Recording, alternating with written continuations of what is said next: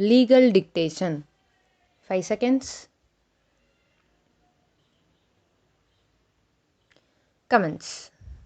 The present appeal arises out of proceedings relating to the insolvency of a company by the name of Kaveri Telecom Infrastructure Limited. The National Company Law Tribunal, Bengaluru, or adjudicating authority, initiated the corporate insolvency resolution process against the corporate debtor by its order dated 21 March 2019. By an order dated 26 August 2019, the first respondent was appointed as the resolution professional. By a letter dated 16 September 2019, the first respondent appointed the appellant as a registered valuer of the plant and machinery of the corporate debtor under Regulation 27 of the Insolvency and Bankruptcy Board of India Regulations 2016. The appellant was appointed to value the plant and machinery at 115 sites of the corporate debtor across India. The appellant's appointment fee and other expenses were ratified by the Committee of Creditors led by the second respondent in its meeting held on 9 December 2019.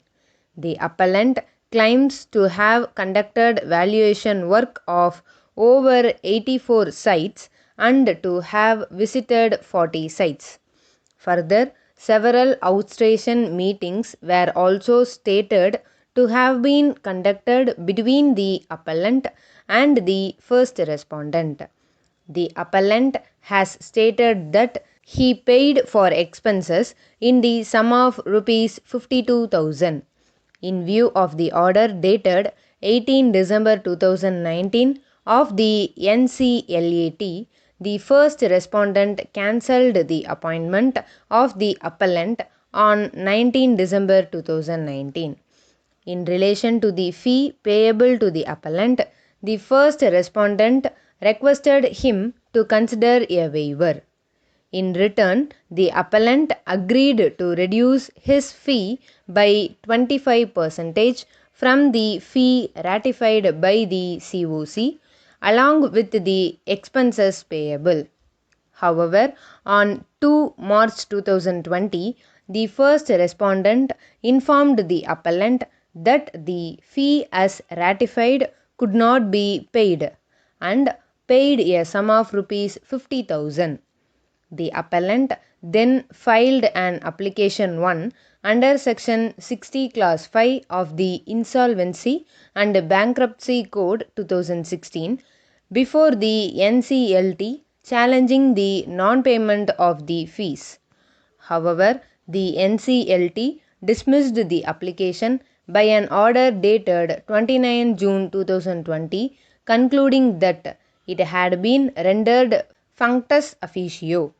In appeal, the NCLAT by an order dated 13 October 2020 rejected the contention of the appellant, noting that an amount of Rs 50,000 had already been paid over.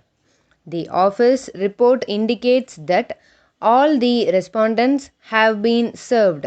By an order dated 19 February 2021, fresh notice was directed to be served on the corporate debtor, returnable in 3 weeks. Service has since been completed. The issue in the present appeal relates to the cost, charges, expenses, and professional fees payable to a registered valuer appointed after the initiation of the CIRP under the IBC. In a situation where the CIRP is eventually set aside by the adjudicating authority or, as the case may be, appellant authority. Regulation 30 Class A would not apply specifically to the present situation, since it deals with a case where an application is withdrawn under Section 12A of the IBC.